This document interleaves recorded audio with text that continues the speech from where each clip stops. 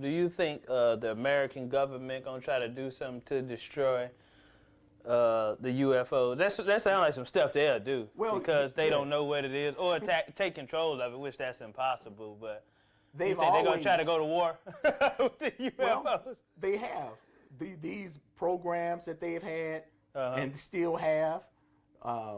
The Pentagon's little secret UFO studies and whatnot. And they've always tried to see if they can try to attack.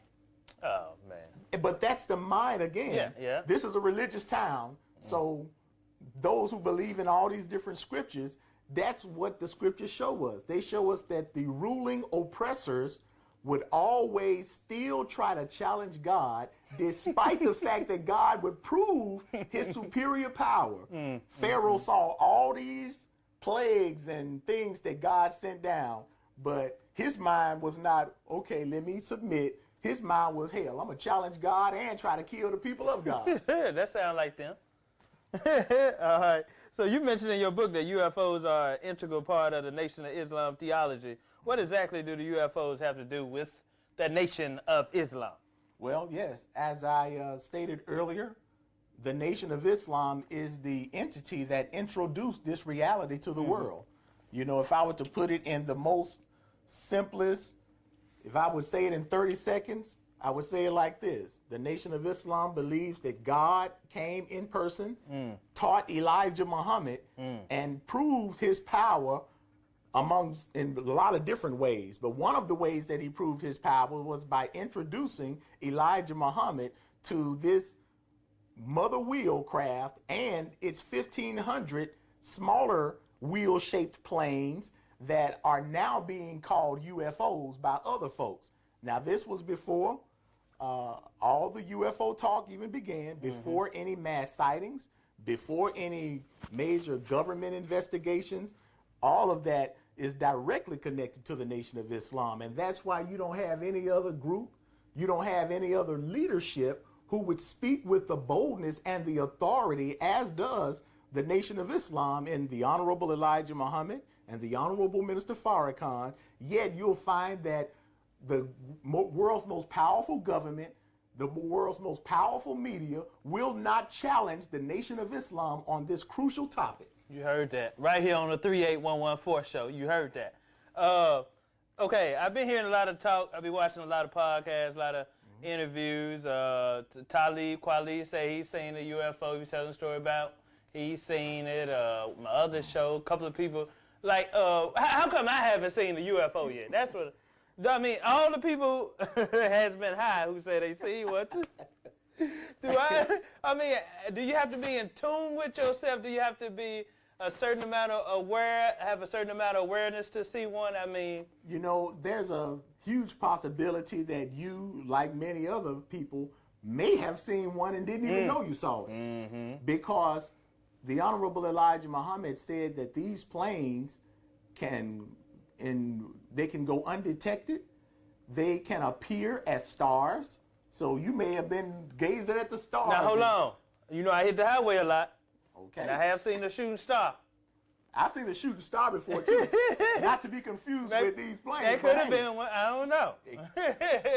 But there's a huge possibility that you, like so many other people, may have seen something and didn't know it was there. They can cloak themselves as clouds. Okay. That's why in the prophecies they're described as sometimes as like a cloud by day and a pillar of fire, or like a star by night. Okay. So they do have these stealth technologies that can make them probably like God. They can appear as anything. Hey, there you go. All right, so you have the government. Now, how have the government, journalists, and UFO researchers responded toward Minister Farrakhan and the Nation of Islam as it relates to your belief in the UFOs? Government officials, media, journalists, educators, scholars, to be perfectly honest with you, they run from us when it comes to this topic. And why is that? Because we prove, not believe, but we prove with empirical data, with real historical facts.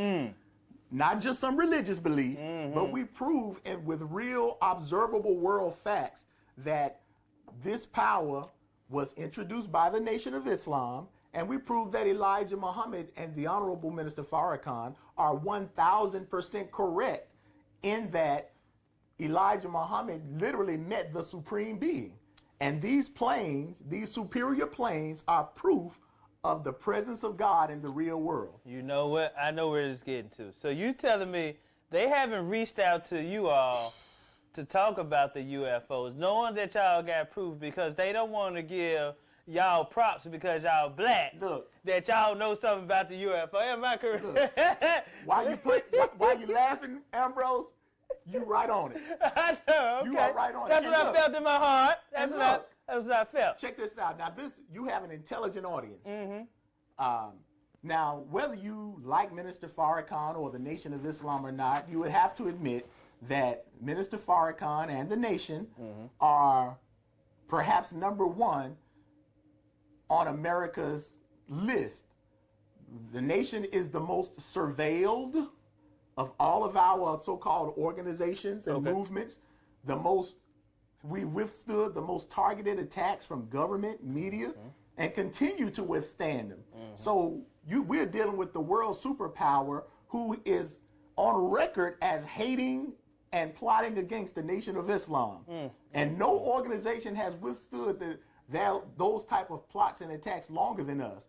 Why is it that Minister Farrakhan and the Nation are the most vocal group when it comes to expressing our direct connection to these wheel-shaped planes that they call UFOs, but none of our critics, none of our enemies, none of the government officials, really none of the mainstream media journalists, they not only will they not engage us, they won't even criticize this aspect of our teaching. They don't want to say nothing about it. And I'm going to tell you straight up, as a representative and student of Minister Farrakhan and one of the lead researchers when it relates to the UFO topic, they have literally ran from me. I have, little old me, have world scholars running from me because of this subject.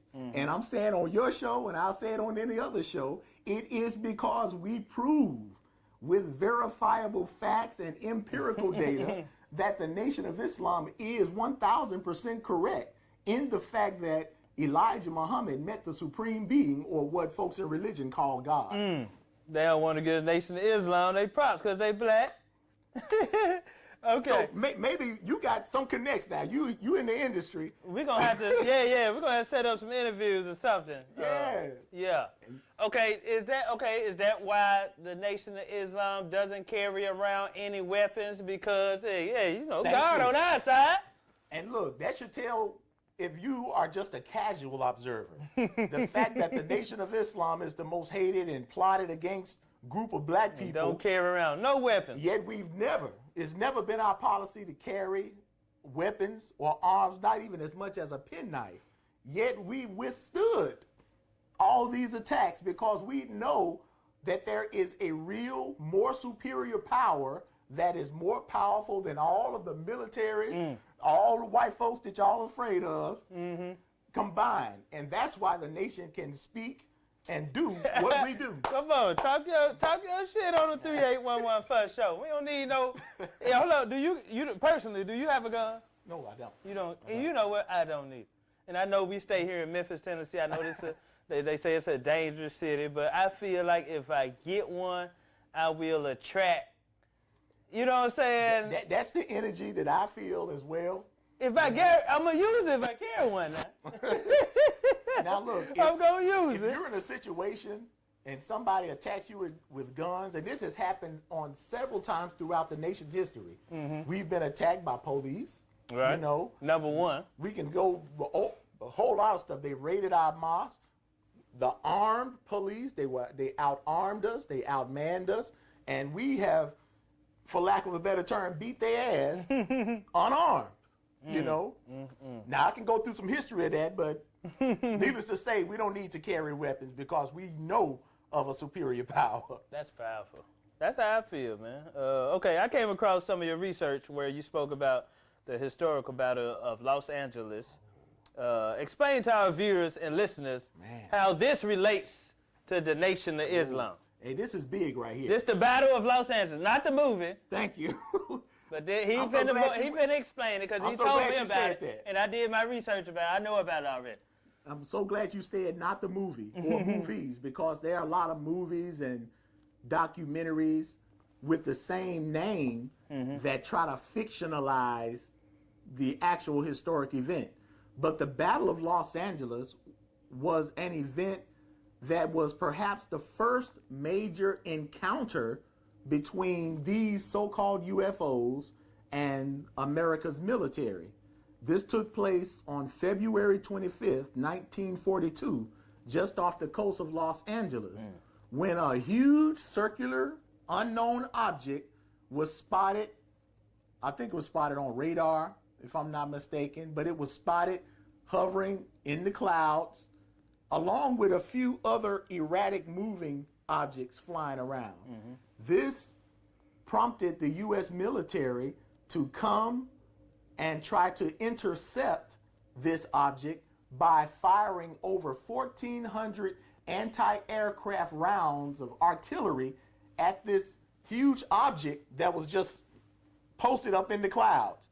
With all of that artillery that they fired, it didn't do one thing to this unknown object.